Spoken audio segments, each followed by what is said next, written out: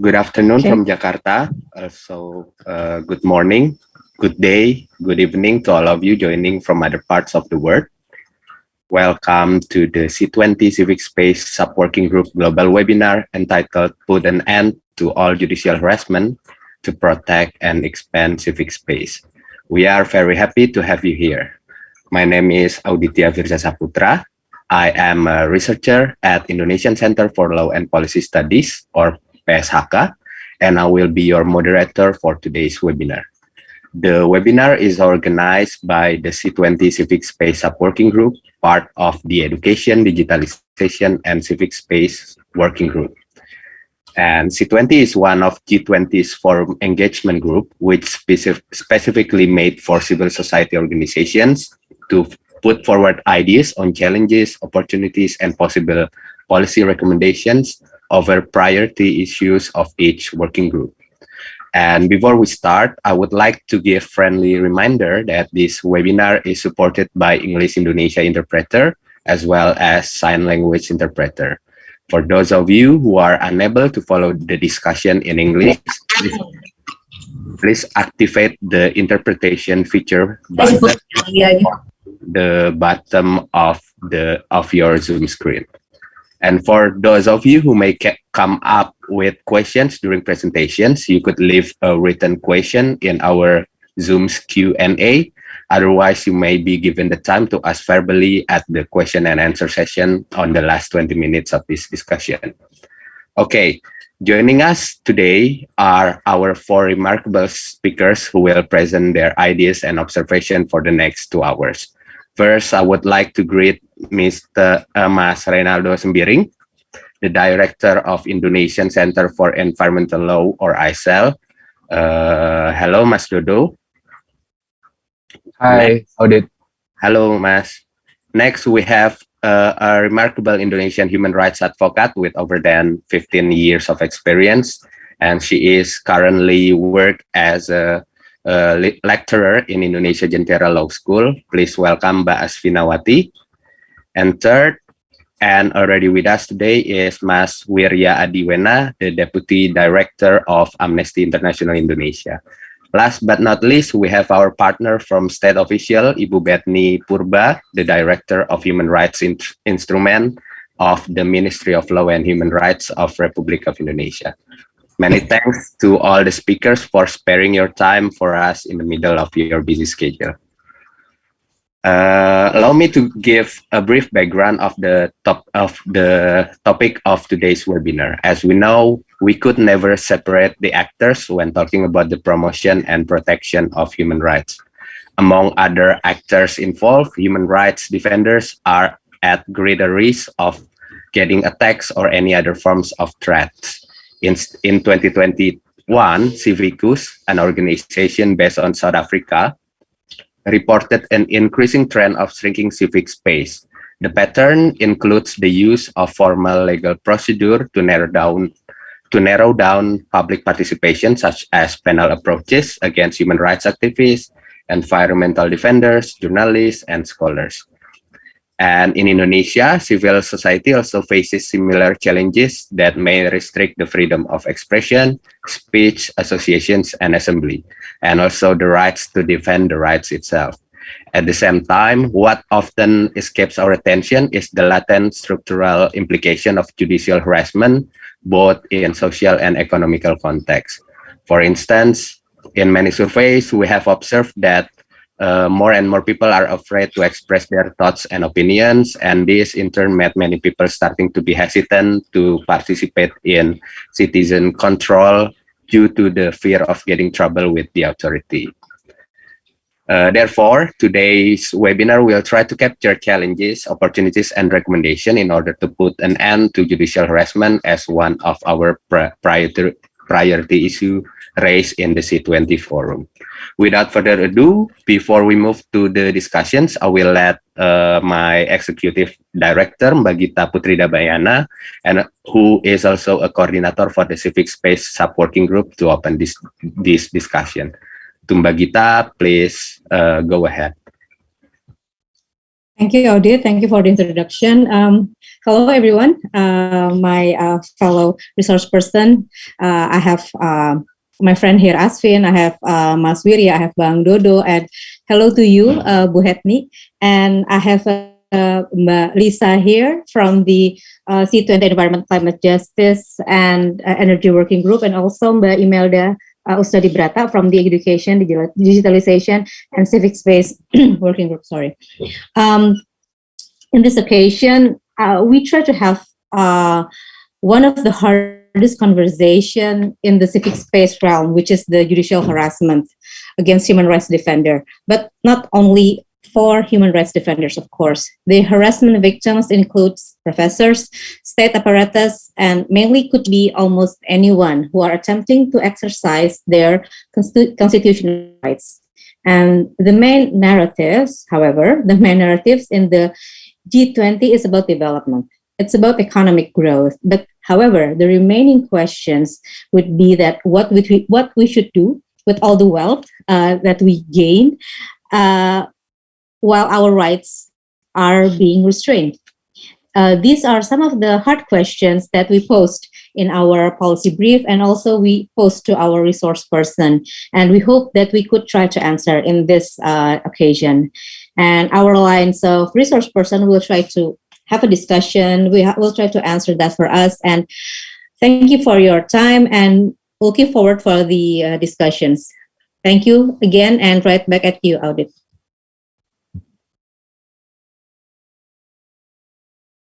Sorry. Thank you, Bagita, for the welcoming remarks. Next, we will have Ibu Imelda Usnadi Brata, the Coordinator of Education, Digitalization and Civic Space Working Group, to give her welcoming remarks. Ibu Imelda, you have 5 minutes, and you may go ahead now. Thank you, Mas Auditya. I'm really sorry. There's a problem with my background, so I use my mobile phone. So good afternoon, evening, and morning, everyone. First of all, I would like to thank the Civic Space Sub-Working Group for hosting the special webinar today.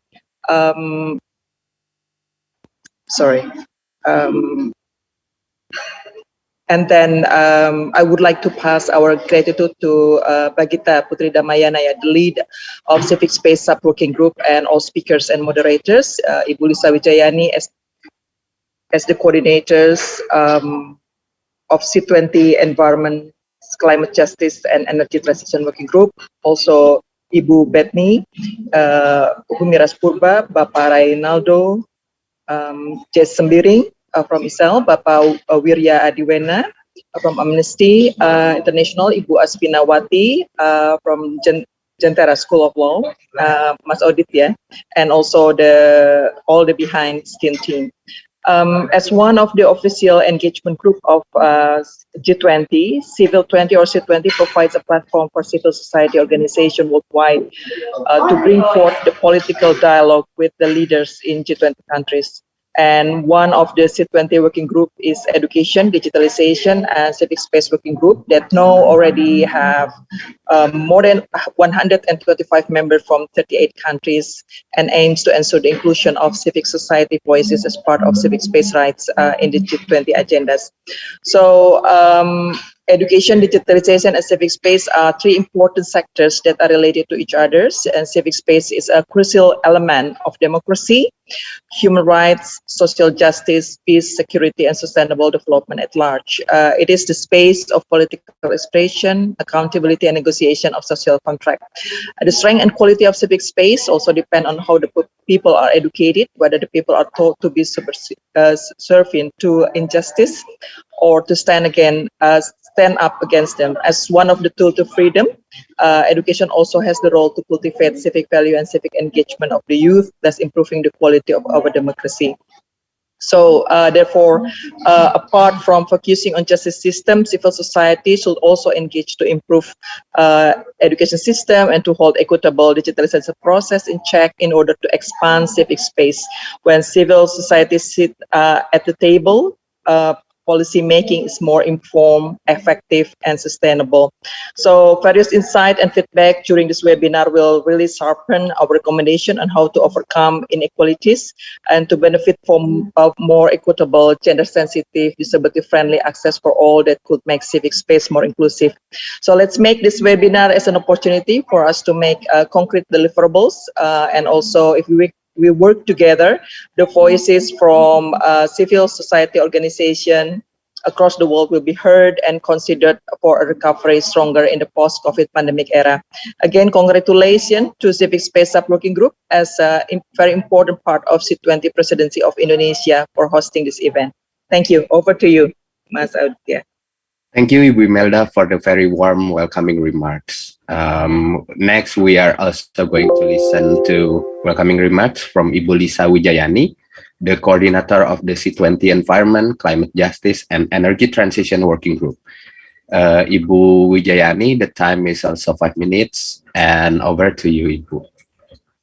Okay, thank you very much. I think I'm gonna speak in Bahasa Indonesia as I've seen most of the attendants, or maybe all of the attendants are Indonesians. So, selamat siang Bapak dan Ibu, rekan-rekan. Good afternoon, ladies and gentlemen. From Sub-Working Group of Civic Space, actually, I am Lisa Wijayani, coordinator of the C20 Working Group for the Environment, Climate Justice, and Energy Transition.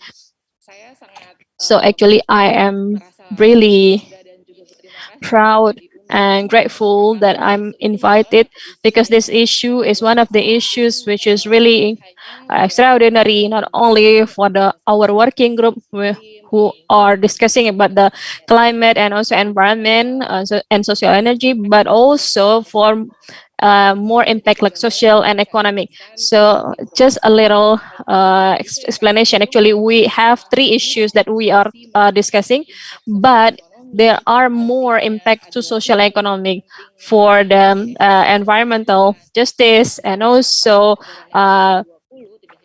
it should be reached by the G20 country. But we know that it has limitation, that we cannot discuss further issue related to the social impact. For instance, judicial harassment that we have today.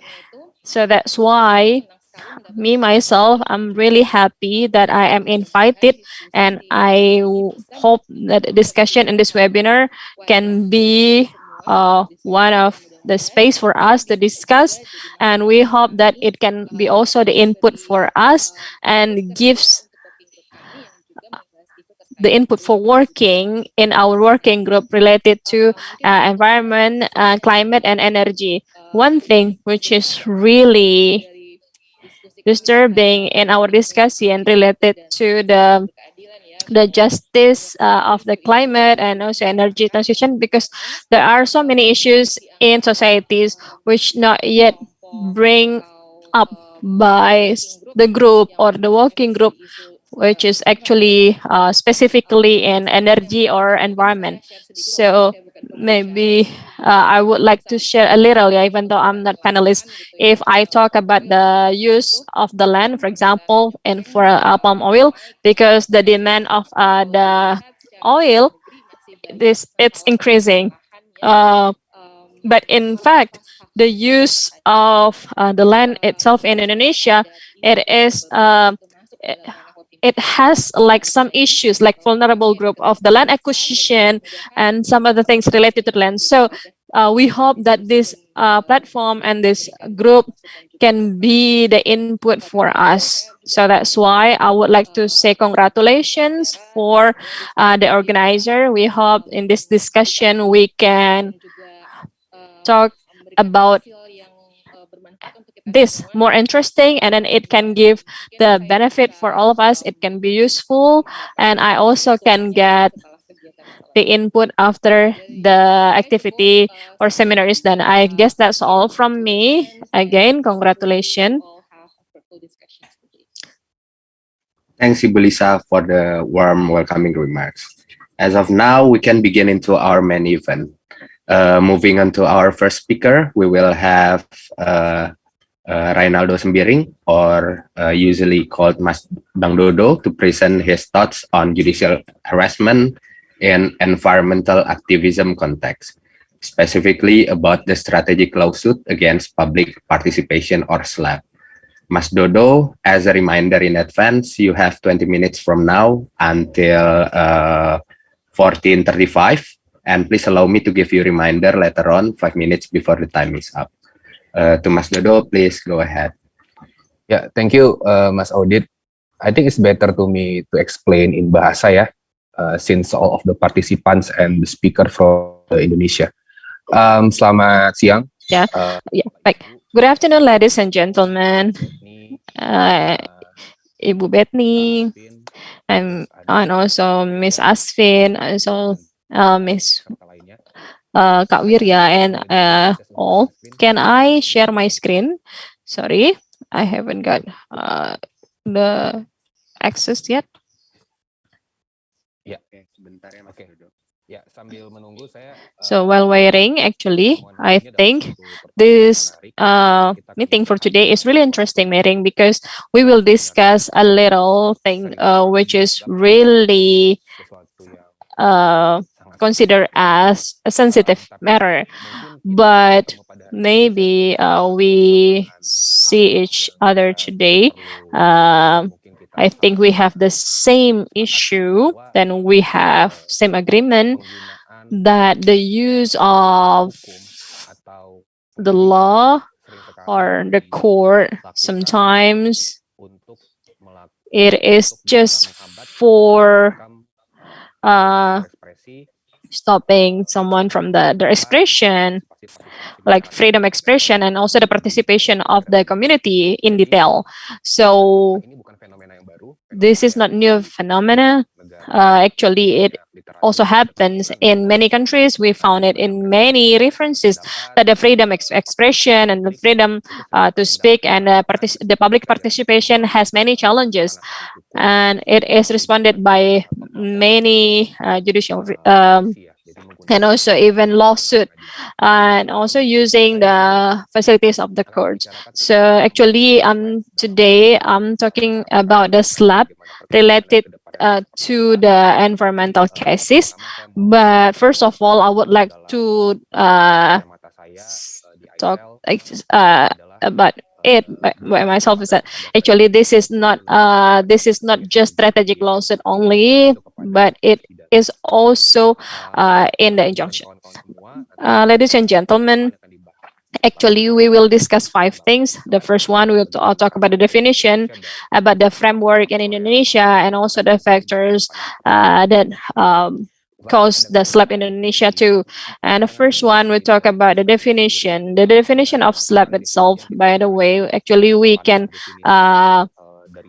refer it to many things. Actually, it is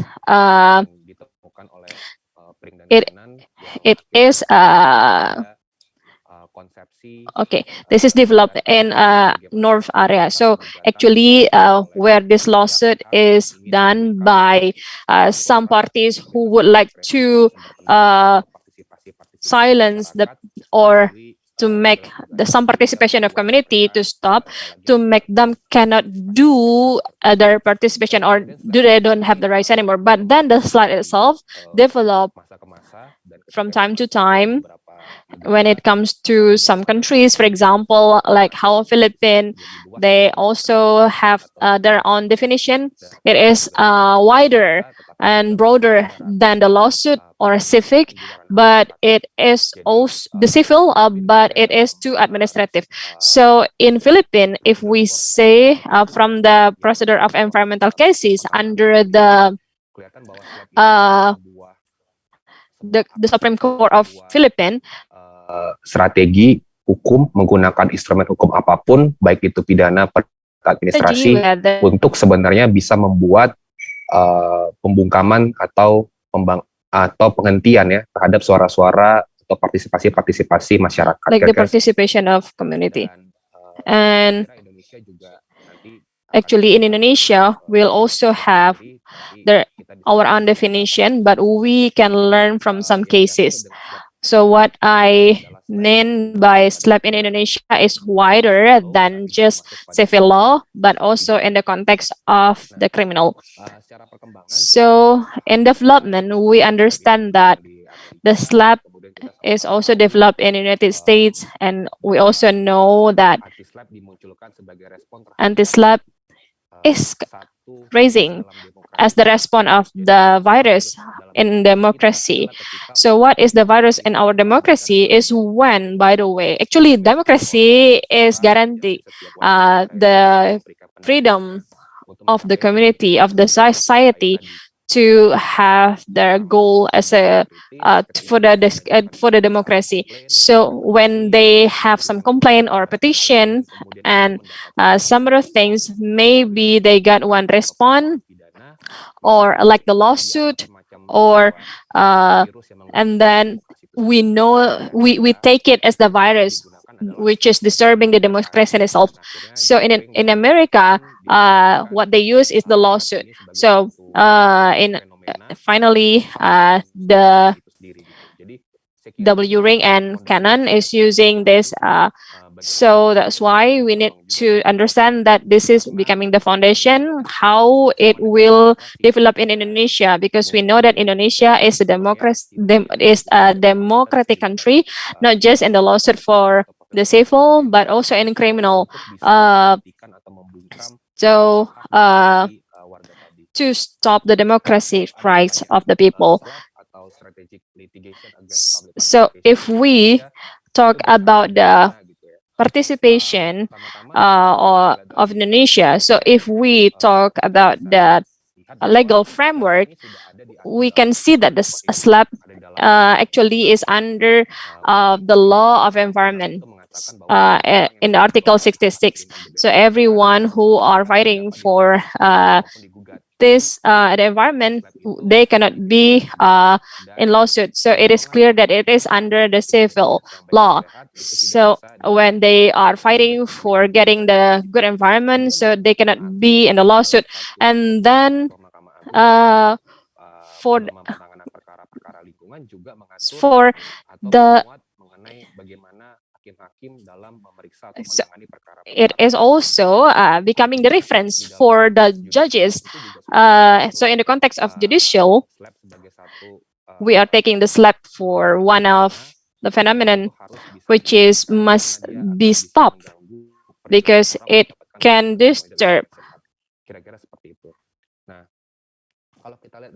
So if we see it wider, our constitution, we discussed, by the way, that is already being managed on the verses 28 on the articles number 21. So every civil have the participation, also rights for the equal kind of service, the quality of clean water, clean air. But therefore, for getting the substantive rights, there's what we call as a procedural rights that is actually being managed in our constitutions on the articles 28C, para 1, and also 28F and 28G. There's an access to justice and also environmental procedural rights. That is exactly what being framework in Indonesia to be part of the participations. And then is there any modification or is there any revisions on that constitution as well is being managed? We also have it on our Environmental Protection and Management Act. It's already managed about that rights. And then on the SKKMA 36 by year 2013, it's already being managed as well in the similar context and also segment. Related to the environmental rights, every countries agree that the proper environmental management have to include the right of the civils as well, and then also the informations, the procedural rights, and there will be an activities in a certain areas related to where there's a community related on the locations, and there's a decision making, we able to do corrections to the decisions that been made. That exactly determine conditions to all of the stakeholders that have the relevancy of that. When we discuss or talk about SLAP or anti SLAP, it will be the substantive rights to achieve or to have the healthy environment, also the procedural right as well. Ladies and gentlemen, dearest participant, what exactly the factors that contribute related to the SLAP happen in Indonesia? In this presentation, I have to share there's so many issue and challenges factors that happening that unnecessarily to be proceed to the law process. There are some special notes. The articles that we are implemented, we call it as the rubber articles.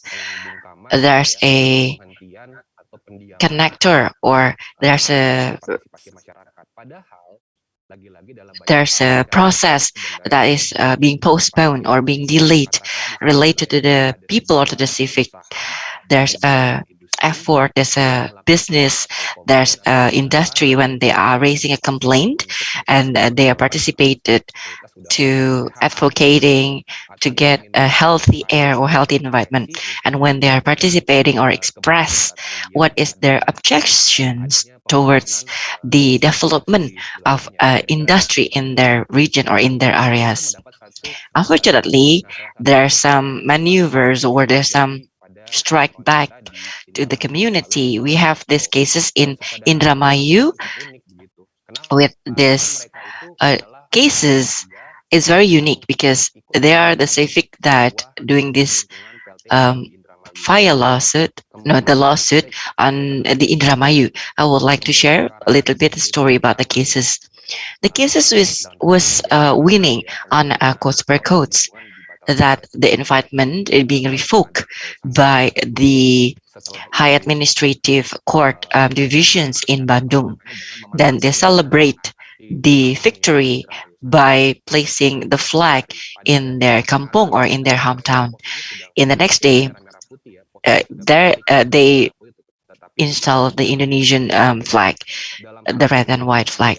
At the next day, the flag were like upside down, and they're being called and they're being, pursued, and it's become criminalized because they being said they are doing inappropriate and also omissions to the symbol of the countries. From the binocular of the environmental binocular defenders or legal aid agency that focus on the environment cases, there's some incorrelations. I mean, there's irrelevancy because there's a flag being upside down, become, a lawsuit.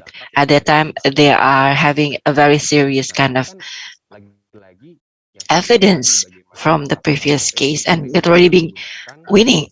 So again, this rubber cases always being used to to arrest people, put them in jail and certain reasons.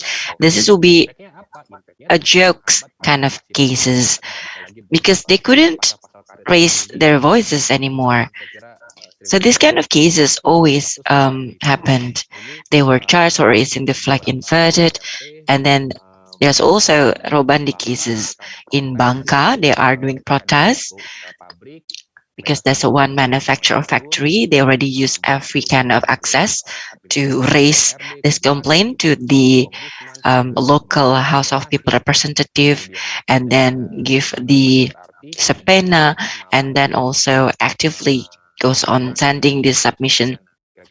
They're being sued back. We know that so many cases in Indonesia, articles, law, procedures, there are hundreds of that. Unfortunately, it's not the articles that having flaws, but our systems were giving inability to the prosecutor or to the investigator to force these articles that enabling the slap to be implemented or to be happened is always being used. We remember civil lawsuit as a silencing tools. That's the case of Basuki Wasis versus Nur Alam. You know how big is the contribution of the Basuki Wasis. This is two expert that always being used and being integrated by the government to give evidence or to prove there's a scientific proven to the fire happening by the corporation or by business entities or by people that doing violations to the environment. These two person an expert experienced lab in this civil law. Pak Basuki Wasis and Pak Nur Alam sued for his court testimony on Nur Alam corruption case and the typical court, so on the high Supreme Court. So it's being sued as well by one of the business entity of this defamation. So we could see even the expert, let's say they are having the competences and skill and credentials and they give court testimony based off their profound and clear background that being requested by the country, were able to be sued back and able to have, the strike back from the prosecutor or the business entities. Pak Basuki have to stop their business, his forte, and then luckily Mr. Basuki was winning, the situations, and then they stop the suit. But this is exactly proof that slap happened to an expert. It's like the mechanism having flaws as well. The third point is what exactly the factors of slap. There's conflict resolutions related to the environmental. Oftenly there's a conflicts happening on the ground. We are knowing and realize there's no land status which is clear. Even on the forest area, there will be a community, indigenous people there. There must be a community living there in that areas. There's many of community or indigenous that already there exist living there before even there's articles or law or SOP procedures or regulations being made or mandated. So this is also, we can see on the national objectivity or a national provisions exactly being set as this law structure and mechanism as well.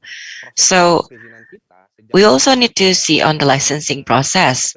There's so many process which is accountable or transparent at all. I don't need to expose what kind of license. We can see on how the articles or the law and regulations which is not accountable at all or not even transparent. Cases per cases in the field, in the ground, there's a lot of articles being published or being mandated. There's cases in the Sangihe Island. This become a common knowledge. People know that this entity doesn't have any permission and license to do their activity there. But again, there will be a flaw because of these license problems. Mr. Ronaldo, you only have 5 minutes left. All right, noted that. Okay, so how we need to go way forward? We need to go to the law framework. It's clear that every constitution manage that every people have the rights of a healthy and proper environment. Every person, every civic is being guaranteed their procedural rights when they implement or they are doing their effort to gain or to achieve to get this healthy and proper environment. They couldn't be prosecuted. That exactly stimulate the Article 66. And then there's a regulatory instructions implemented following these articles. This is the moment when we talk about the revisions of this COHAP or this law and procedural structure. Is so easy for us to forcing to arrest people. There's no control. Sometimes they throw this to the court, to the pre-court. When we already at the pre-court stages, that's already redundant because there's a force enforcement, there's a forcing prosecution already happened before. We have to go to the court, to the judges, to examine the material aspect, and then look for what is exactly being forced, so that bit redundant on this stage. Again, we have to start to build or develop. Should we need to have a law or articles, especially for the human rights defender or environmental defender? It's very crucial that we have a full participation on every stakeholders, even on the land procedures, land regulations. It have to be clear how the mechanisms or the accountability and transparency access to the people or for the people or for the community is very important to all of the law enforcement to represent to ensure a non-repressive approach in the environment conflict resolutions. If there's a conflict between community and business entity or company, so we shouldn't, do this repressive act by using this articles or the law or the civil law to criminal law. So from us representing the community coalitions, and then it's become something that important. It's become term and conditions. It's become the criteria and requirement. There's a lot of conflict factor become the root of this slap. Therefore, this transparency and accountability of the licensing is have to be clearer. And I think this omnibus law, there are so many mechanisms which is not clear, which is make the licensing can be issued fastly without any proper process or without any meaningful participations. I already forward few cases in the Sangihe. The community doesn't know about the licensing yet being assigned or being issued for that business manufacturer over there. Again, our hopes, expectation, the anti-slap need to be optimizing and being socialized in Indonesia. We already have our law framework. We have the stone. We have the sample of the cases like the Robendi cases. So from the legal framework, it's very important for the law enforcement, government, and also civil society to implement this concept. Thank you so much, Mr. Audit. Dodo, thank you so much. Mas Dodo presentation summarize. First, slap is a form of judicial harassment, but not only through civil cases, but also in penal cases. The purpose is mainly to dismiss public participation by using legal procedure. The concept has developed so far that in many countries like the Philippines, slap has been duly regulated. Slap should be stopped as it is violating the right to participate. The contributing factors to slap, among others, are ambiguous penal article to criminalize environmental defenders, civil lawsuit as silencing tools, non-participative licensing process, and conflict resolution through law enforcement. As a way forward, we need to enact Public Participation Act, avoid repressive conflict resolution, and strengthen licensing and transparency and accountability. Okay, next we will listen to the presentation on patterns of judicial harassment in the perspective of human rights advocate from Mbak Aswinawati. She will also present the history of judicial harassment against against activists in Indonesia, how to handle such cases, and how are the patterns and lessons learned so far. Mbak Aswin, the time is 20 minutes until 14:59, and you may go ahead, Mbak Aswin. Ya, terima kasih Mas Audit dan teman-teman semua. So thank you so much, Mr. Audit, and all of the distinguished participants. I would like to inform and also add what Mr. Dodo has been delivered. I will give the presentations. I would like to follow what is the request from the organizer, and I think it's very interesting. I was being requested to give the review on the history segment or contextual, and that's why I need to see per cases and the pattern as well. I will separate this based on three character and have similarity. The first would be on our colonial government. That's still relevant because we're still using what we call ASIC KUHP, which is the civil law and also the law regulation based of the colonial government before. And then the new ord and also the reform nations happening. Theoretically, a democratic family were not similar or couldn't be apple to apple with what happened on the governance during the new order being implemented here. First of all, we would like to see from how the format of the context. There's a similarity. There's a repressive arrest and then criminalizations. There's arbitrary arrest, detention as well, and criminalizations. It could be on civil law, it could be criminal law, and they are use these law instruments, which is not to enforce the law. That's another factor. That's another intentions, like Mr. Dodo has shared with us. As we saw on the reform nations, there's more variant when they reported to the police. It's exactly one of the repressive act, and then the summoned that being implemented, that being conducted as well, that become one-time action. There's no continuation proceeding after that. There's criminalizations with the arbitrary arrest would be the same, detention also, and there's subpoena, also the civil prosecutions, as Mr. Dodo has mentioned as well. And what exactly the issue that being used by the government?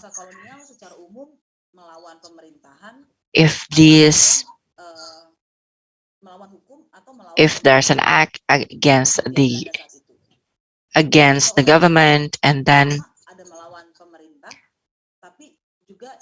in the colonial era, there are also similar cases when there's protests, communists, and also there's people that being involved in the Communist Party. But again, there's more cases that community or people that being arrested because they are being sued as a communist. So there's a defamations of the community or the people. There's one of district. There's a development of the infrastructure happening. They are developing or build a dam, and the community refuse, and then like they're being stigmatized as a communist. There's a lot of similar cases that with a similar format, repressive act. They're being persecuted because they're doing provocations and then against the governments.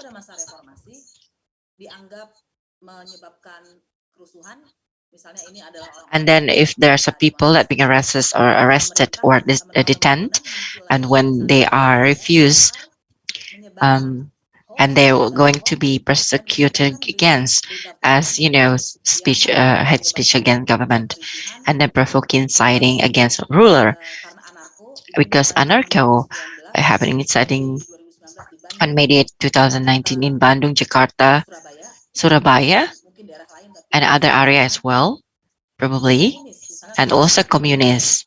There's very few that reject the gold mining in Banyuwangi. So there's a lot of cases that using a similar format. What exactly the real reasons of that arbitrary arrest or the detentions? during the colonial, I would like to have independency, right? Fight for independence, spread awareness among the people and rights which deprived before. And they are enforcing, they want to have their rights to be given. There's so many people, like Sukarno loyalists. This is during the New Order um, era. There's so many people that don't want to choose to campaign for Golkar that being arrested. One of the example will be Like here, this is not mine, by the way. I make the writer. So it is the critics, by the way, people who are criticizing.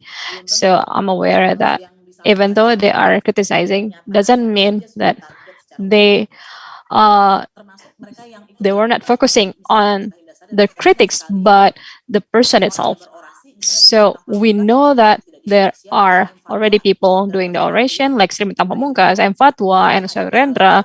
Actually, Rendra presented in Salemba, reading the poet in the meeting, the gathering of college students, and they were saying that he was a fight against the government and opposing and accusing, but because he was fighting for his rights, the right of his work, and also the clean environment. There are so many cases, by the way, and also nominating themselves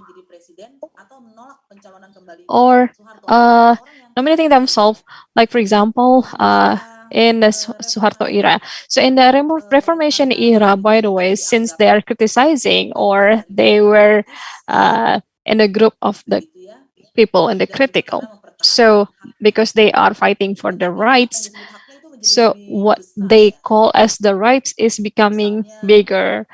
For example, when they have the faith and belief and like for the expression of the religion itself and to show their opinion in public, since democracy it's cross any rights, because why do they gather if they are not speaking about the rights? So the law that they're using is the criminal code. It's almost the same with those 3 times, and also the articles used is the same, like this is like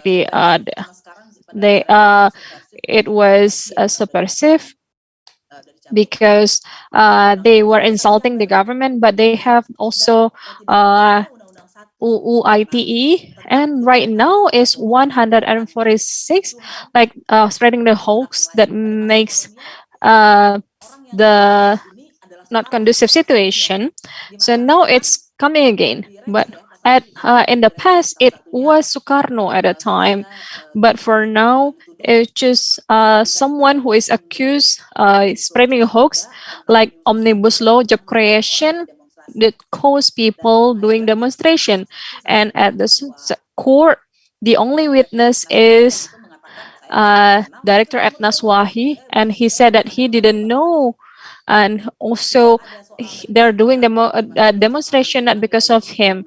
And also one of the issues mentioned by Mr. Dodo related to the environment, actually this is to the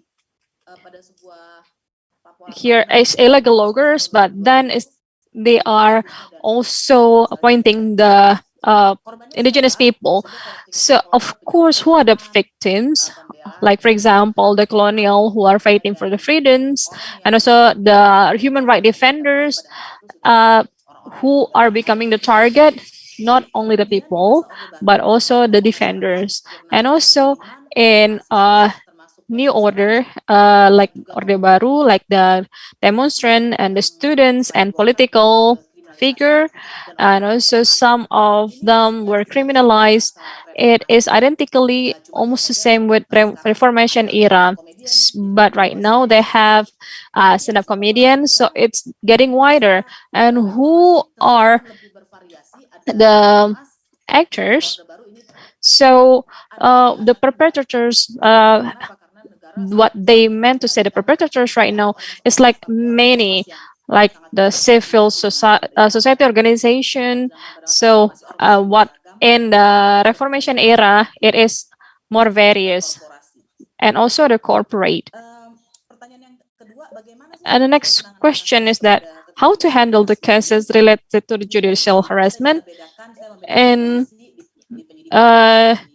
investigation, because it's not all the time in a police office, but sometimes it's also the court. So some of them were just like becoming the suspect, like the lifetime suspect, even they were arrested before they were checking him, even before called,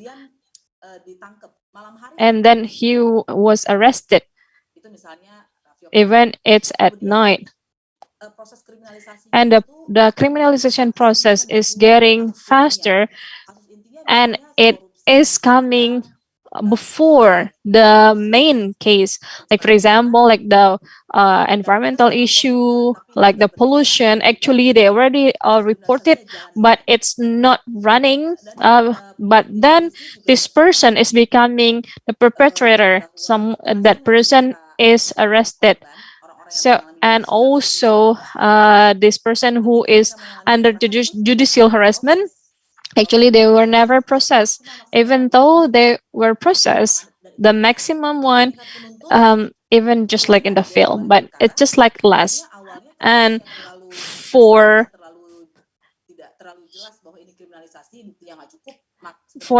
here prosecutor, this is sometimes not really clear, even in KPK issue, like Abram Samad, for instance.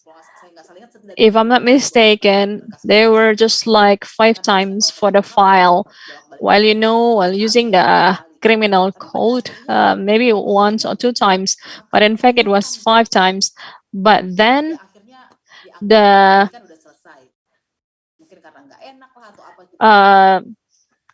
state attorney, just like they're saying yes, and then finally some of them were detained. Some research, by the way, related to the criminalization and detaining, it makes the judges, they are refraining this person. Sometimes the case, it's like 24 days it's been aided, and like just imagine who is the judge who will let this person free after 100 days. Sometimes yes, they were set free, but most of them no. So in fact it's almost the same in every court. So it's not, by the way, yeah, but we know that sometimes the factors like campaign, and also the element that we know, if we don't want someone who is trying to find the justice, if the case is almost the same between the perspective of the judge in every step, for the similar case. And also for the discriminative act for the prosecutor, and also for the defendant, if you in the Supreme Court, sometimes they were not allowed. Well, actually they can get the wrong sentence, by the way, because I heard someday like the public prosecutor, public attorney, prosecuting attorney, he said that you are not allowed to ask any question. So what is the impact then? For the third one, we can see the pattern of the judicial harassment. Is there anything to do with the defendant? If we are abstracting those events, so at least the pattern, they are targeting the leader of an organization or a community, or if they think this person is really important, to stop fighting against to what they believe. And also for example, like the violation, the law violation, like they are assaulting him in digital, like a doxing, like headspin. Headspin, by the way, it is the mix between the head speech and also spin. So it is, by the way, hoax that cause people hate this person. So it will have something to do like this, the certain person, like for example that the chief of, while he like he was using drug, for instance, they're accusing him for doing that. And also there was a violation of whether physical or intimidation, or and this this doesn't happen only to the leader but also the members. Most of the time it involves the big cases or big organization, but sometimes also involving the local or national government. For instance, like it has something to do with national strategic project. So you have 3 minutes more. So what should we do? Involving the community, society, and also the independent community, the independent commission, to use the safety protocol, and also the national and also international campaign. So what can we learn from Indonesia?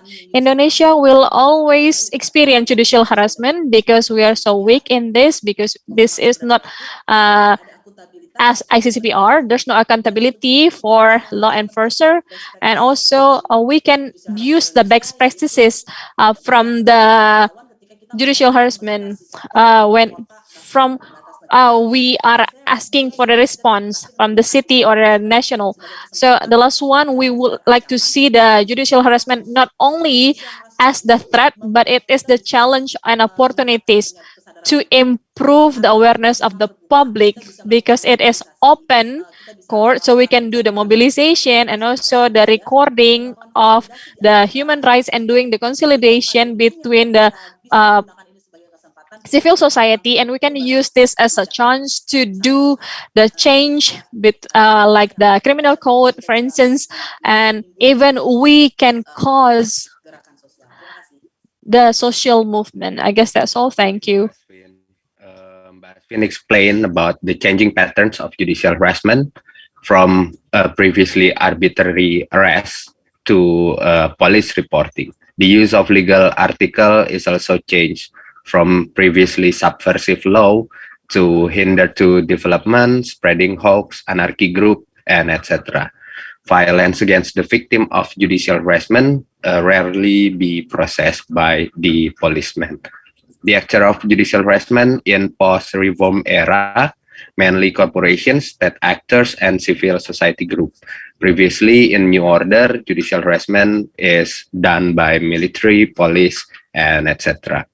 Judicial harassment itself target community leaders, organization by the intention to stop the movement. The procedural this is because the procedure law in Indonesia is not in line with the ICCPR. However, we also have several best practices that judicial harassment can be used to empower more civil society consolidation towards policy change. Thank you, Mbak Asvin, for the very interesting presentation. The third speaker is Mas Wirya Adiwena from Amnesty International Indonesia. He will discuss about the pattern of judicial harassment from global perspective. Also, why global civil society can use the C20 platform to urge the end of judicial harassment. The time is 20 minutes until 15:20, Mas Wirya, and you may start now. Oke, terima kasih banyak Mas Adit. Terima kasih banyak juga Bapak dan Ibu teman sekalian. Thank you very much, ladies and gentlemen. I do apologize. I would like to do this in English. gentlemen, friends, I will provide a very short, brief presentation about judicial harassment and shrinking civic space as per the terms of reference that I've received. So the question is, what is the pattern of judicial harassment that is happening globally, and how we as civil society, global civil society, can learn from each other using this C20 platform to respond to this global phenomenon, and how then can we respond to this phenomenon in the G20 global governance space. So those are the three questions that I was asked. And I think one thing that I would like to start with, of course, is to just emphasize that shrinking civic space does not only happen in Indonesia. We do feel the urgency here, we feel the immediacy here, but it is by far, by and large, a global phenomenon. So early on, Mas Odit mentioned that Civicus, an organization based in South Africa, mentioned about the high number of civic space. They also provide a map about how civic space is shrinking across the globe. And if we look at this map, I think it is quite striking in terms of how bright red or orange our world currently is. If we look at the legend there, red means close, orange and yellow is also not healthy, green is okay. So I think if I personally, when I look at this map, one thing that really strikes me is perhaps we no longer is in the condition of a shrinking civic space, because shrinking, to my imagination, shows or signals a process that is gradual, progressive, slowly. But when I look at the cases as well as this map, I think the situation calls for something that is more urgent in nature. Because when I look at the cases, some of them are quite aggressive in nature. We are looking at police batons, we are looking at boots on the ground, and of course, that's what we are discussing today. We're looking at the use of judicial harassment, oftentimes being employed strategically to hinder criticisms, peaceful criticisms. So perhaps we should, at this point, find a terminology that better capture the aggressiveness, the immediacy, the urgency of a globally shrinking civic space.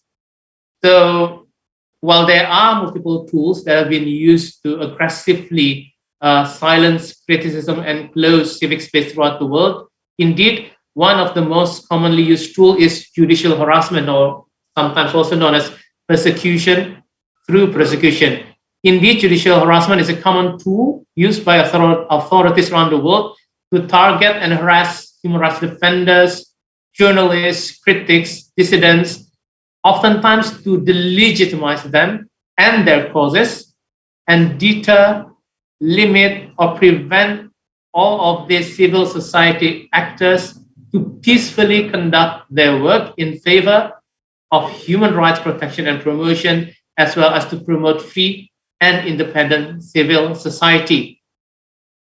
In doing this, when Amnesty International looked at the patterns that are evolving throughout the globe, we noticed that sometimes there are, well, perhaps not pattern, but there are a number of ways that such tools are commonly used. First of all, we can observe this phenomenon through the use of laws that are in contradiction with international human rights laws and standards. For example, laws that unduly limit free speech, assembly, and association. We can also observe this through the use of laws that are designed to penalize ordinary crimes, petty crimes, prosecutions that are based on spurious or false evidence, something that is coming out of thin air. As well as we can also observe this through the use of laws that are poorly defined, vaguely worded, and broad and open to abuse. Especially globally, we can look at this through anti or counter-terrorism laws, national security legislation, as well as sedition charges. In Indonesia, we are perhaps familiar with all of these three, but in the third part, I think we often call this phenomenon as a rubber articles, asal karet, something that we commonly associate with the electronic information law.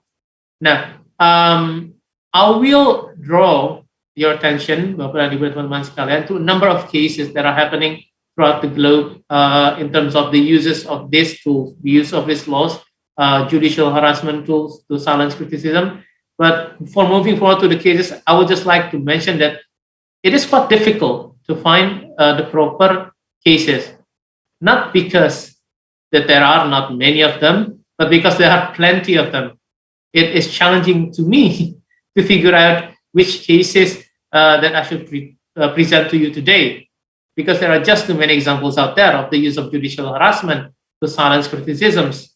But what I'm trying to highlight through these cases is, of course, to draw the relevancy of those cases with situations that are happening, that are unfolding in Indonesia as well. So I will draw your attention to a number of cases that might spark your imagination in terms of, oh, this is also happening in Indonesia, or this is happening not too far from Indonesia.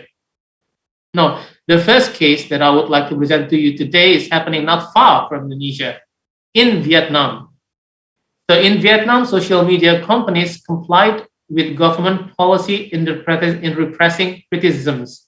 Indeed, quite recently, on 2020, one of the major social companies, Facebook, we now know them as Meta, announced a major shift in its content moderation policy in Vietnam. And under this policy, it has increasingly complied with the Vietnamese authorities' repressive censorship of online expression deemed critical of the state. Through its official document, Facebook has disclosed that it agreed to significantly increase compliance with requests from the Vietnamese government to censor what they called as anti-state content in Vietnam after concerted pressure from the Vietnamese authorities, including an enforced slowdown of Facebook services within the country. Now, Facebook is not alone in doing this. YouTube users in Vietnam have also complained of increasing censorship of content, which is deemed sensitive by the Vietnamese authorities. In our report, in Amnesty International report, we quote one human rights defender who is also a YouTuber, who mentioned that they believe that YouTube is trying to prevent people from telling the truth, even when people are just reporting fact. This affects everyone in society, including victims of human rights violations. So what is happening in Vietnam is that the state, the government authorities, they have a set of policies that are very critical, that are very repressive in terms of willingness to go out of their way to censor expression, peaceful expression of criticism that they believe is critical of the state. Of course, it brings to our mind what is the extent of this anti-state expression.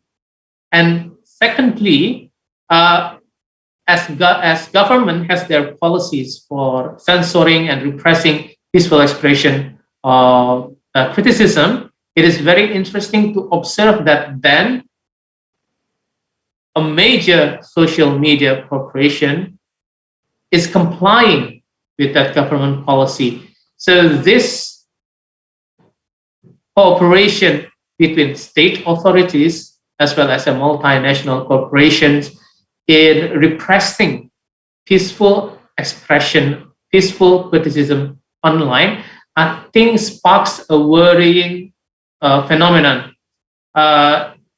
In Indonesia, of course, we are quite aware that although perhaps social media companies operating in Indonesia is not working to the same extent as the ones in Vietnam in terms of repression of peaceful criticism, but we also observe that digitally we have intimidation, harassment, as well as the presence of state authorities who are actively monitoring online contents.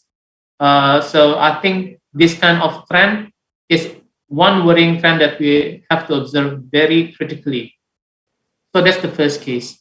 The second case that I would like to show to you is happening in India, in which journalists and online critics are under threats of prosecution under counter-terrorism and sedition laws. Sedition in Indonesia is makar. So both of these, I think, are quite familiar to advocates of human rights and civil liberties in Indonesia. So what is happening in India? In India, the authorities are increasingly targeting journalists and online critics for their criticism of government policies and practice, including by persecuting them under those laws, under counterterrorism and sedition laws. The authorities are targeting journalists not only through these laws, but it's also coupled with a broader crackdown and on dissent, on peaceful criticism. Now, on the one side, there is this part of judicial harassment that is something of our main topics today. But I would also like to draw your attention on how then the use of this judicial harassment has a broader, bigger political implication that contributes to even widening, shrinking civic space in the country. Because this crackdown, because this use of judicial harassment is believed to have emboldened the ultra-nationalists in the country to threaten, harass, and abuse journalists and critics who are critical of the Indian government, both online and offline, and with impunity. So if what is happening in India is an example, then we should be worried if cases of judicial harassment continued, because it will provide signals that human rights defenders, advocates of social justice, they are an agent that are trying to hinder government in doing their good job of development. And at the same time, it will potentially, in this case of India, embolden ultra-nationalist groups who are acting outside of the scope of law to punish, to threaten, to harass and abuse people who provide peaceful criticism of government. Of course, and at the same time, there is also growing restrictions on media freedom, targeting critics and independent news organizations, raiding newsrooms. So I think what is happening in India, it should be of concern for all of us, noting especially as well as the position in the G20. So, and if I'm not mistaken, there will be the presidency next year. And I haven't noted for that. Quite unrelated to judicial harassment, I would also like to also highlight that in the several months ago, in the releases of the Pegasus hacking, quite a large number of journalists are under threat of hacking. I'm not mistaken, there are about 40 of them in India alone. That is the second case that I would like to highlight today. And I think this is relevant for us for a number of things. The laws, we have makar laws and sedition laws. I think we should be wary of that and that use in judicial harassment in Indonesia. Secondly, also about how the use of judicial harassment has a bigger, broader implications to the political landscape in a country. And thirdly, of course, in regard to the position of India in the global governance spaces. Now, the third case that I would like to present to you today is related to what Bang Dodo mentioned about SLAP before, because we are also looking at how it is no longer only state authorities who are using judicial harassment as a strategic tool, but also private companies, big corporations through SLAP. Because globally, we are looking at how private companies are also taking legal action to silence those who protest against their business practices, including by starting vexatious lawsuits to claim disproportionate and aggressive remedies or seek injunctions to stop people protesting in certain areas. And these are used strategically with the intention of intimidating public comments on public negative reviews on their products, for example. In the grand scheme of things, of course, it often targets journalists, human rights defenders, CSOs, academics, but we can look at what's happening in Indonesia in the sense that it's also targeting consumers who are critical of certain products. What I'm showing to you today is one case involving a journalist from Greece. Her name is Stavrola Polimeni. and the independent media cooperative in which she helped work at, Alter Test. Allegedly, she was breaching data protection laws by reporting on the conviction of a gold mining company's senior executive for environmental damage.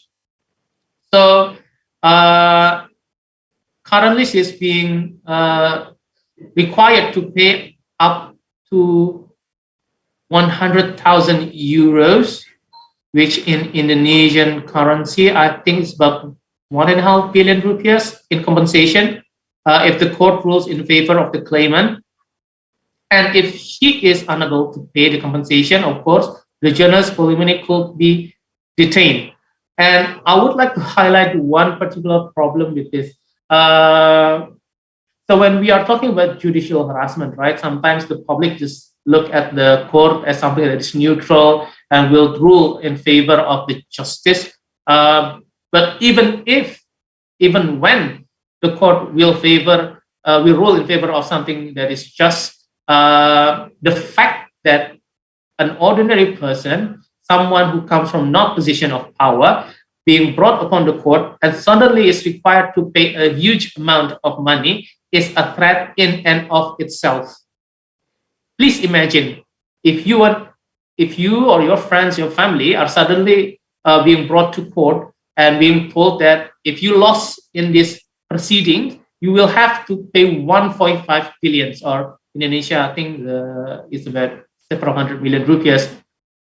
If you fail to pay that, you will go to jail. Now, how many of us can handle that kind of threat very well? I imagine not many. So even when because sometimes we listen to criticisms from the public saying that if you believe that something is wrong, just bring it to the green table, right? But when you bring it to the green table and you are being presented of an option in which when you lose, you have to pay or go to jail, it's already a threat. And so when a certain law is being used strategically to bring people into court, there is already a danger of a chilling effect of people who would like to say their 2 cents peacefully. And this is something that I believe is increasingly become a concern in Indonesia. Fortunately, our robust civil society is actively campaigning against this. And a lot of our friends in this panel is also campaigning about this as well. So those are the 3 cases that I would like to present to you today. I'm trying to draw the relevancy about what's happening on the global level to what is happening at an Indonesian level. Now, although I mentioned to you that this is something of a global phenomenon, please don't think that it is something that is then inevitable, because it is not. Through these cases that I'm showing to you today, as well as through the presentations that other previous panelists I mentioned to you today, it is quite clear that judicial harassment is being used strategically, deliberately, to silence certain voices, to silence certain views that are critical of a certain practices. Often, it is practices that are conducted by state authorities or big corporations. Oftentimes, these are practices that is destructive, for example, to the environment, or hinder, or violate, or abuse human rights. So, when we look at the shrinking civic space and the use of judicial harassment, I would really like to impress upon all of you today of the immediacy and the urgency of the situation in our country as well as globally. And this brings me to my next part of the presentation. What then we can do in G20? Mas Wirya, you have 2 more minutes, yeah? Okay, thank you. So what we can do in G20, of course, is to participate actively in global solidarity against shrinking civic space, be active in such forums such as this to raise awareness about what is happening in the country as well as abroad, as well as cooperation across working groups, because we can see that the patterns of harassment that is happening has a strong undertone of intersectionality. So please do, and I'm sure the C20 working group is also working with Women 20, for example, because of course the vulnerability, the threats that are happening across the board will be different when experienced by different actors. And finally, what we should do is to actively support public participation in G20, including in the following presidency, because Indonesia will still be in the troika of the G20 governance to help promote public participation and decision-making in global governance spaces, as well as help the civil society in the country that will be the next presidency to ensure that they have a room, a space in which they can air the concern about shrinking civic space in their country and bring attention to what is happening in their country globally as well. And with that, I will end my presentation, and I thank you for your attention. Thank you very much. Thank you very much, Mas Wirya. It's a very interesting presentation. And before we move on to the next speaker, I would like to give a slight highlight of summary from Mas Wirya presentation. Is that judicial harassment is a part of global shrinking space, civic space phenomenon. It is a persecution through prosecution, and mostly the use of law are contradictory to the international human rights standards. Judicial harassment have major implications in the political landscape of the country, and we should be more active in participation in global solidarity against shrinking civic space, be more active in civil society forums to support public participation, and lastly, we can demand the G20 leaders to take a serious care of this phenomenon. Thank you, Mas Wirya. Last but not least, we have Ibu Bethany Purba from the Ministry of Law and Human Rights as our fourth speaker. Ibu Bethany will talk about the design of legal policy and context of judicial harassment. So how can the government create a safe space of cooperation with civil society to prevent judicial harassment, and the relation of ending judicial harassment to Indonesia's development agenda. Ibu Bethany, the time is 20 minutes until 15:41, and the screen is yours. Screen kita. Terima kasih Mas Adit. Saya pikir lebih baik kita diskusi bahasa Indonesia. So thank you so much. I will prefer to use bahasa Indonesia. So should I share my screen, or the organizer will help me to proceed and sharing my screen? I was being requested to share my presentations to you. We will help you to operate these presentations. Hold on, let me just set some proceeding for you. So thank you so much for the invitations to the Directorate of Law and Human Rights. We would like to address his apology. He need to attend another meeting in out of city. So I'm being delegate representing our DJHIM or DJHAM of Indonesia. We are trying to giving the best profound understanding of what being intended or being a request by the organizer. We're going to talk about how is the country responsibility towards the human resource of human rights, and then on the articles 28I, based on the criminal or our code article 39 on the year of 1999. It's related to human rights. This exactly become the responsibility of the country, especially government. So related to the article 8, 71 and 72 based on our law and regulations by number 39. So what exactly definitions of the human rights defenders? Let's see what exactly on the article 1, the declaration of the right and responsibility of individuals and organs of society to promote and protect universally recognized human rights and fundamental freedoms. It means that every person have their own individual's right or communally with other community to move forward and fight for their protections and fulfillment of the human rights and the freedomness on the national level, international level. We will see that this state of every person is the same. Again, there will be continuation of what exactly what human rights defender definition is.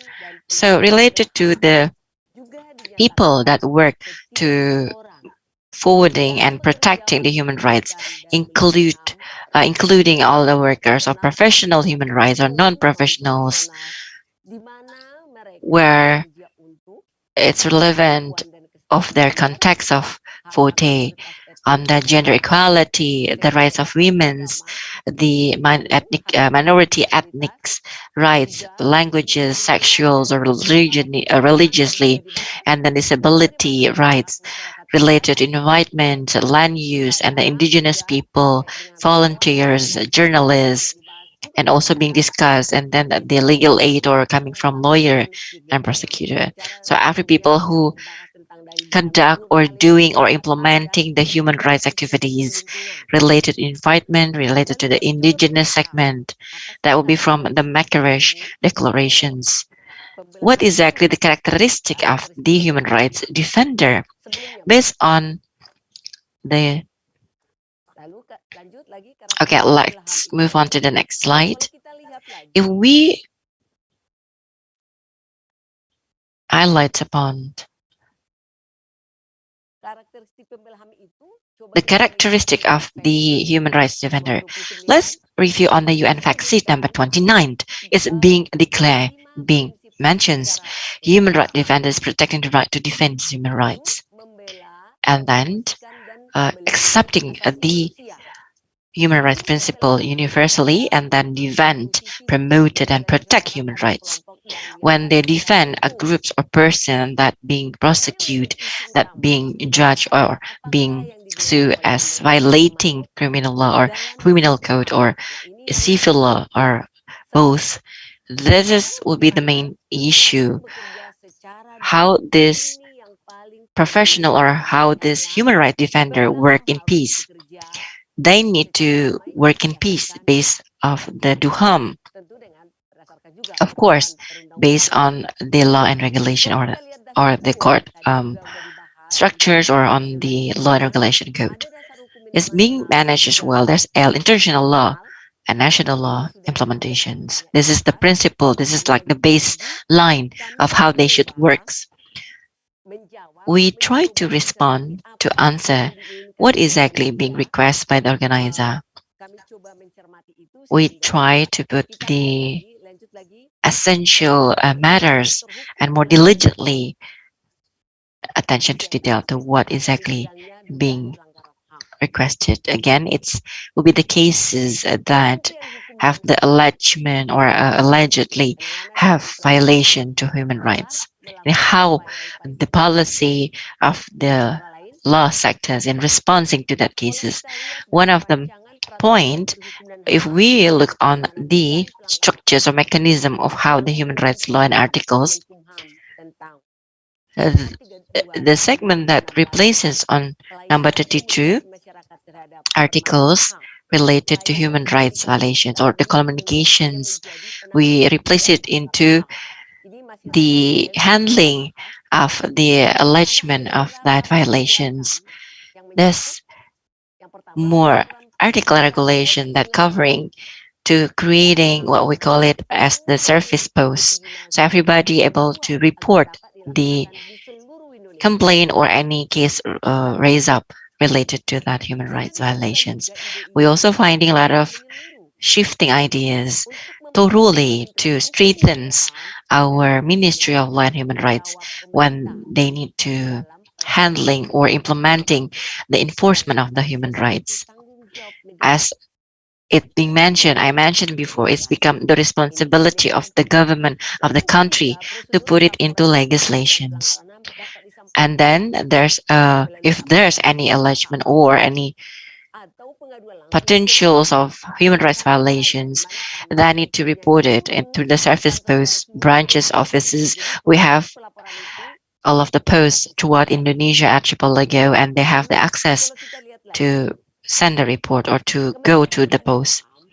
When we review back to what the Ministry of Law and Human Rights as the ratifications of the international conventions pioneers to giving protection for everyone of what the CPED, we work together with the Ministry of Foreign Affairs, the Politic Coordinator Division Ministry, and related to the Kemenpol Hukam and also the Defense Ministry, Ministry of Defense. We are doing a continuations of activities of that convention ratification process, and also propose and submit again of what the result of the meeting and activities. The CPED ratifications is being implemented as the protection commitment realization of how the human rights protection in Indonesia is one of the commitment of the human rights in Indonesia as it's being mandated on the Article 28G and 28I based on our Republic Indonesia principle law and regulations year 1945.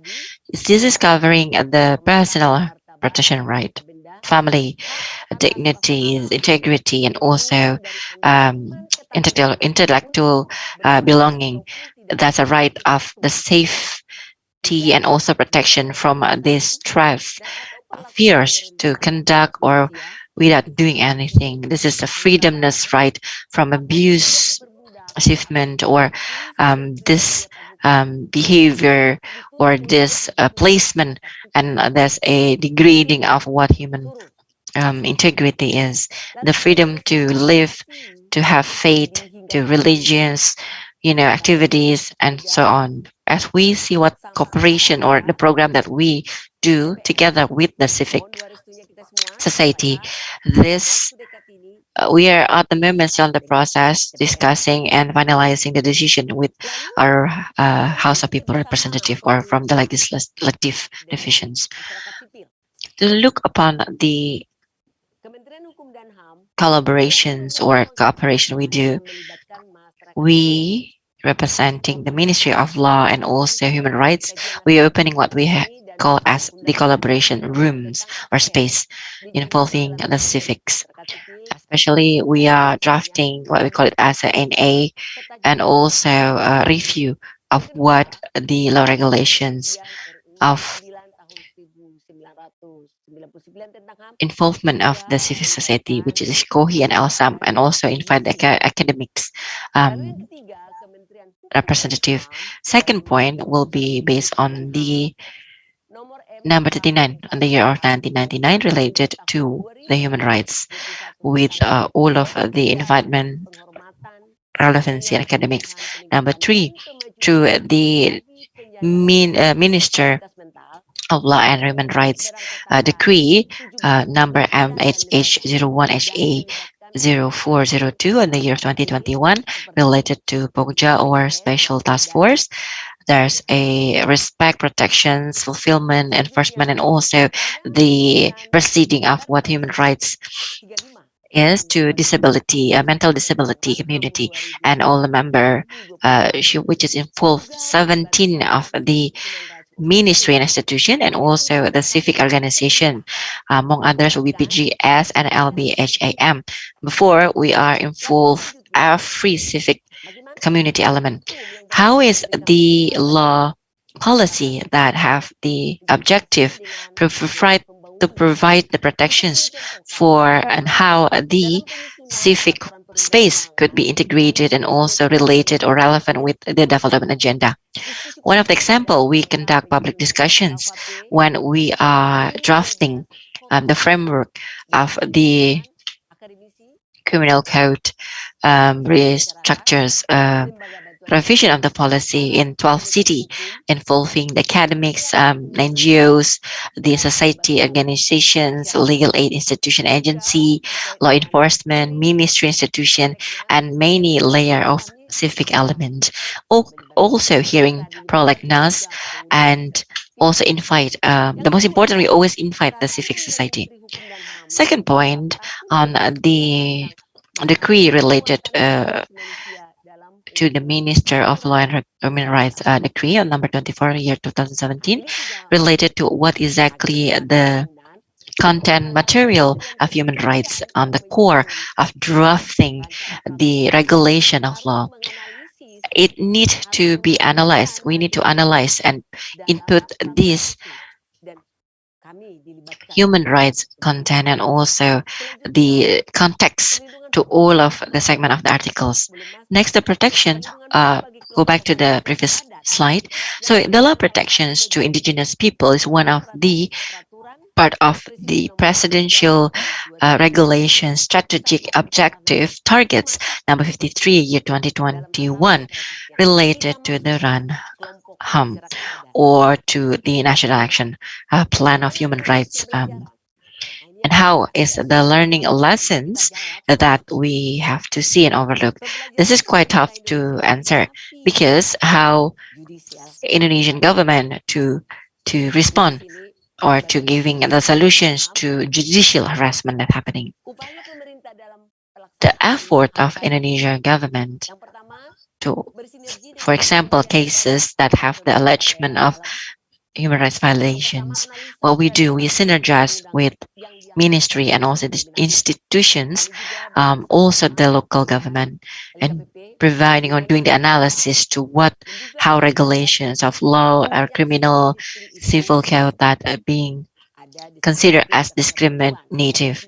There's also one of the example related to women's groups or women's agenda, and then integrated of what the materials, also the context of related to human rights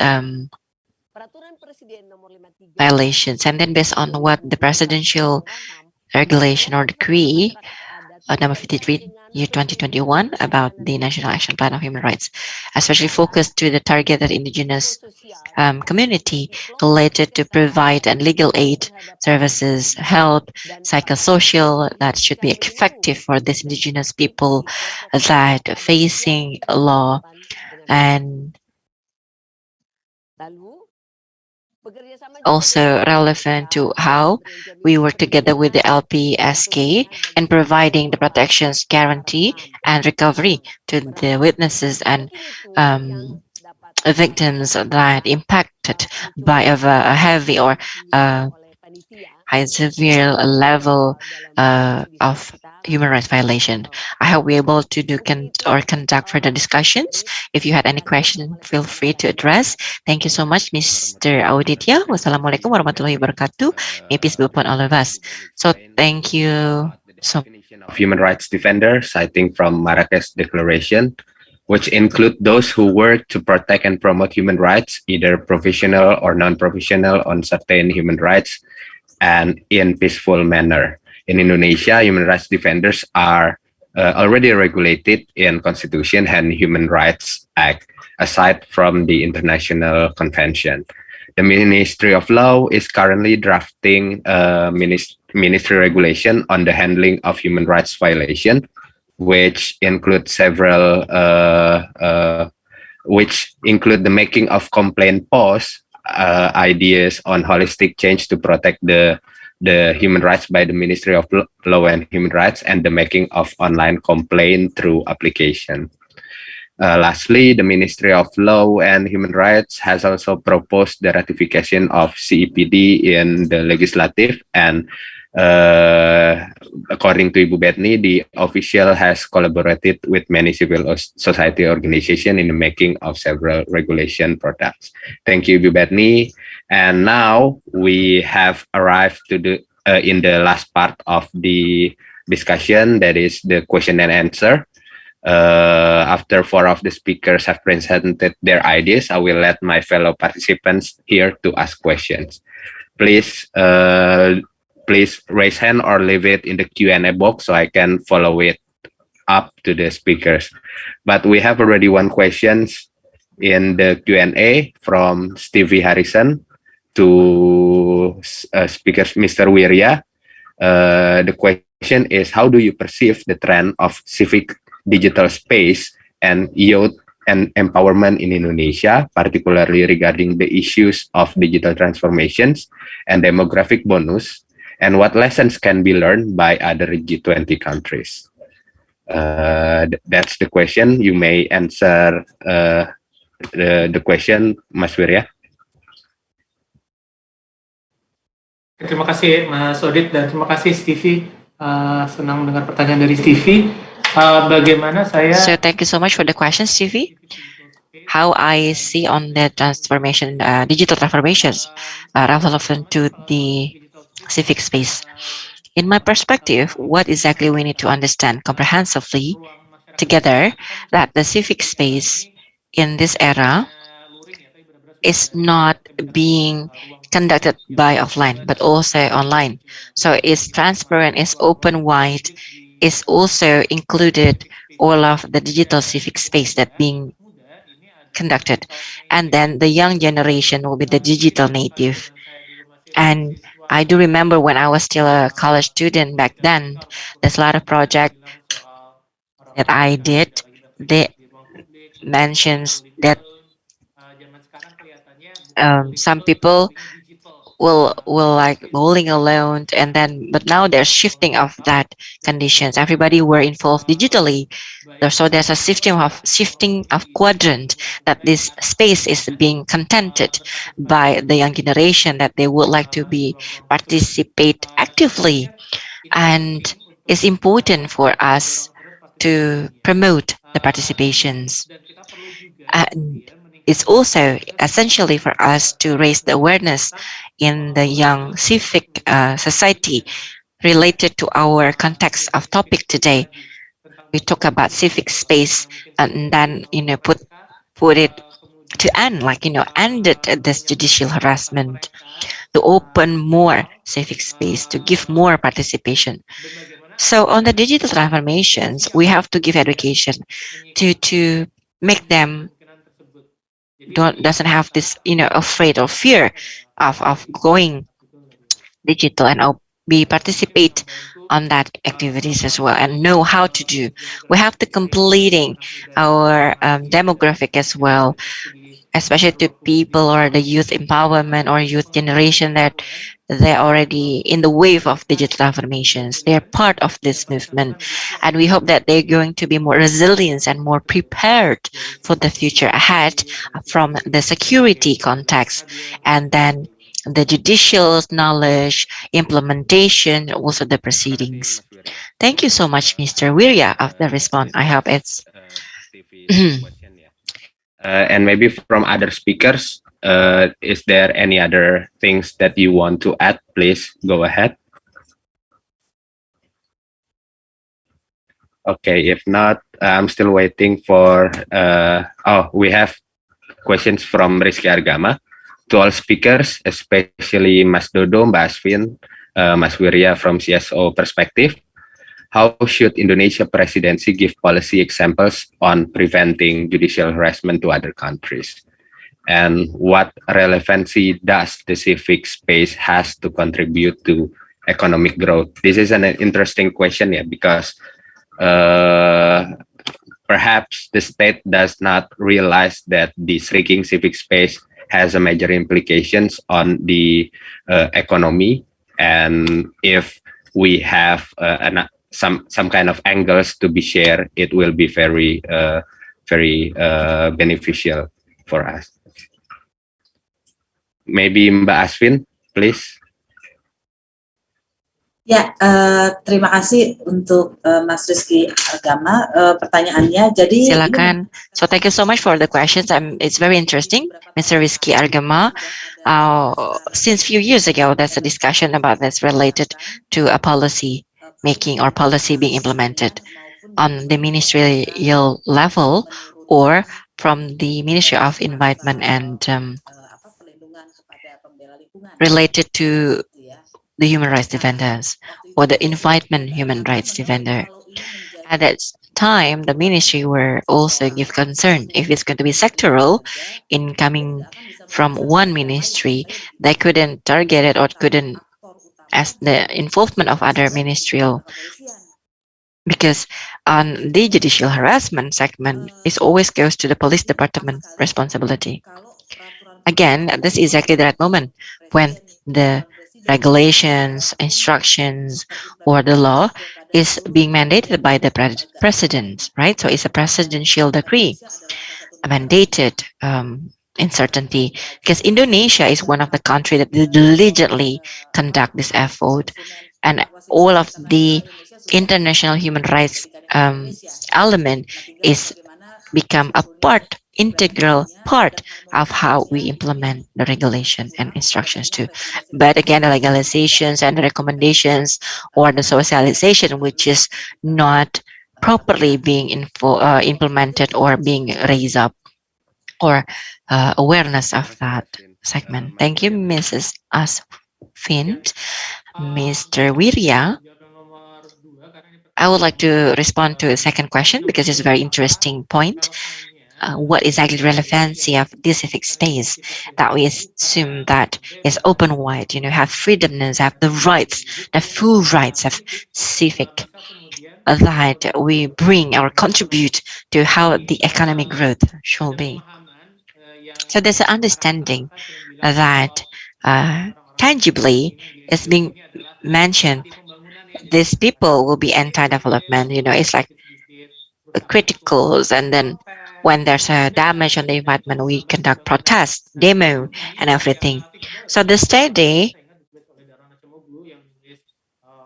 or research that has been implemented or been conducted and analyzed happened on the result. There's a paper that being published from an economic expert that Freedom House in a developing country, there's a long-term kind of continuum to calculate to measure whether the economic growth healthy or not, at least coming from minimally 5 years to 15 years. So when there's more open, there's more civic space that being opened or accessible for people, it's impactful. It's giving more to the economic growth. So one of the example, the involvement of womenship, part of the civic space, they have the access to work, equality, to be part of the proceeding. There's expert from the Oxford University, the Stefan. So they are doing study on how the patriarchy be implemented partially or fully. It's like one of the fact finding that the involvement of womenship, when they giving opportunity to speak up, to express themselves, to be part of the work, they progressively improve the conditions. Again, in macro, micro, is there any relevancy of the civic space? Yes. Is there any relevancy of opening more participations will promote or will driven, the growth? Yes. So again, if Indonesia were giving policy example to other countries and how to fight, how to put it end to judicial harassment, and that became inspirational for us. And it showed that we are firming, we are more strict to give our statement, to give our decisions, and we are able to driven, the right position, the right deliberation of decisions. And we talk about global governance, right? When on the presidency, when the G20 will be rolled out or rolled into other country after Indonesia, it will be a proof that we are the driven pioneers, that is important, that civic space need to be provided, need to be accessible. So we're giving a appreciations to the mobility of civic. There's a lot of cases which is so clear, right? Even the topic of the cases, the topic of the presentation is comprehensively so appealing. So government, when they are sharing on forum, G20 will be a global level. This is a good practices. We have to bring it forward. We have to bring it on the continuations.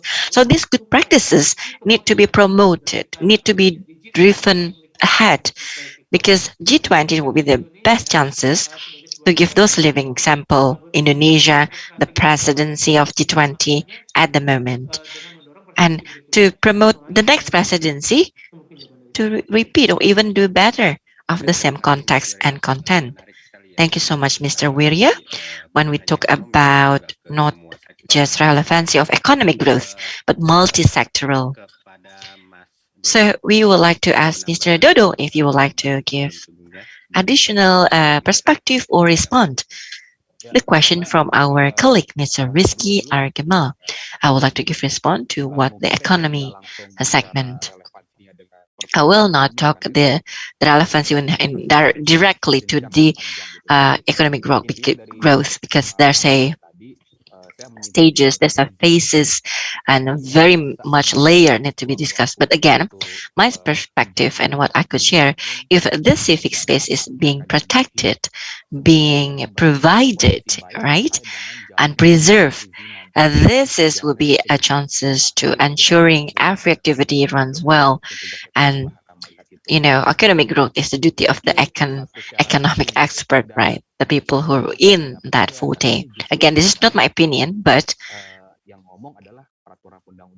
what this is the statement coming, or this is exactly the result outcome from how the regulations and the law, the regulations of our countries, the policymakers, when we talk about, the environmental planning and how the area would be set, would be format as it could be mining area, conservation area, residential area, or co-living area. There will be a conflict potentials that need to be an integral part of what being managed to that segment, right?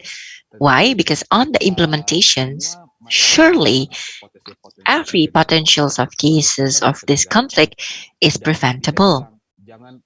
Again, as I mentioned, we shouldn't use repressive approach to conduct these matters because it will impact to how the transparency or accountability of licensing. When we're able to conduct a proper with more specific structure mechanism, it will lead to a better licensing process. Again, we have to see all of the proper channel. And when all of the license giver or license issuer to implement a proper mechanism, that will be a huge improvement. Again, the cases happen. There's a clarity that area is impossible to conduct mining activities, but they're forced to conduct the mining in that area. Of course, there will be a blockage to the water access for the community. They will not have this clean water access. Again, there's a criminalizations happened, and then people were being convicted wrongly, and then there's like up and down kind of mistaken and how the law being prosecuted. Again, that's why environmental always have this paradigm or context. It will be sustainable development goals, right? It's supposedly in line because our program is about implementations, right? First of all, very important how Indonesia become the promoter of this, and Indonesia need to give a good practices of a permanent regulation, permanent policy, then relevant to G20. Most of the topic as will be business accelerations, right, on the economic sectors or accelerating on the economy, segment and focus. And all countries in the G20, when they are contribute to other countries, they will not violate the standard degradation of environment and human rights. That will be the first step. But again, it's a huge homework to do so.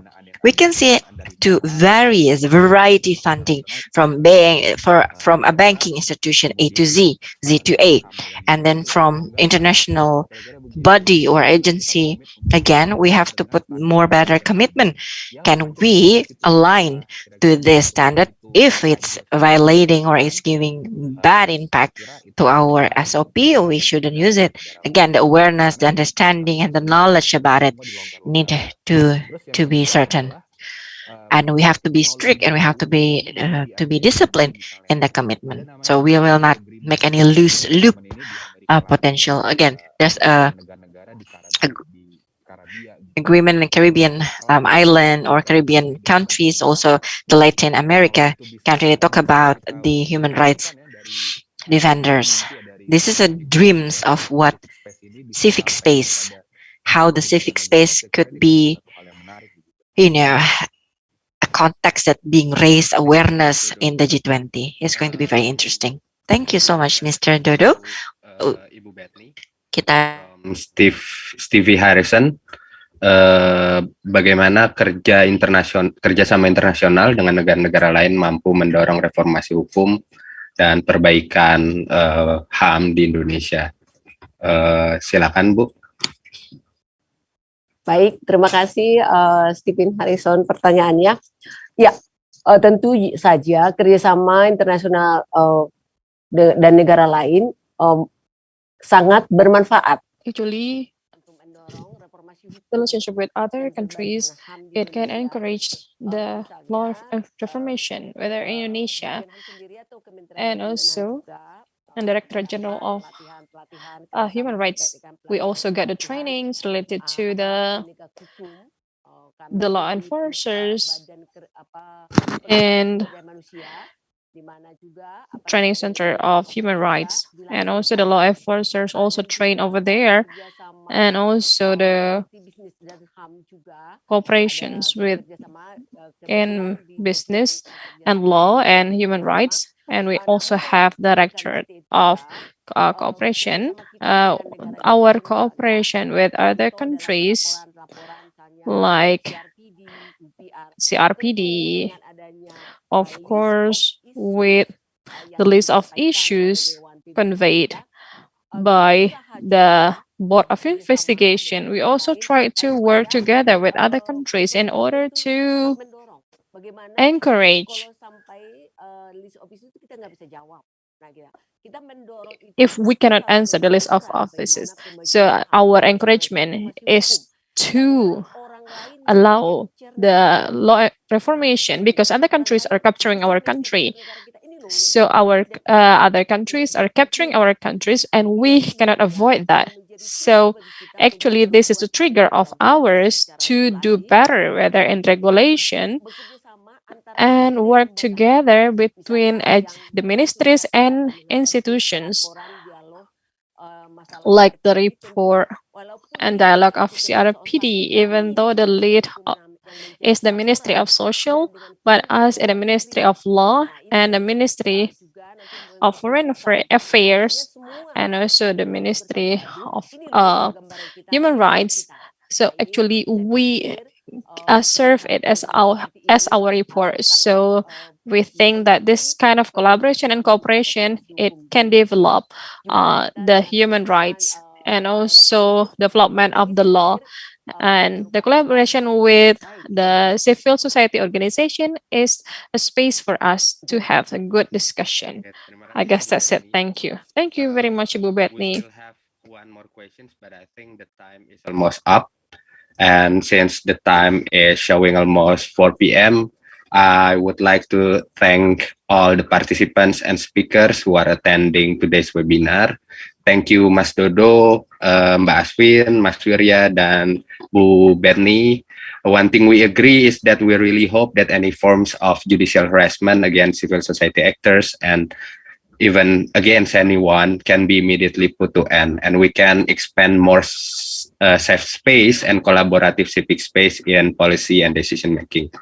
Last but not least, before I close this webinar, I, as the moderator, would like to inform anyone who would like to leave comments, feedbacks to our civic space C20 policy brief. You may access our website at www.pshk.or.id,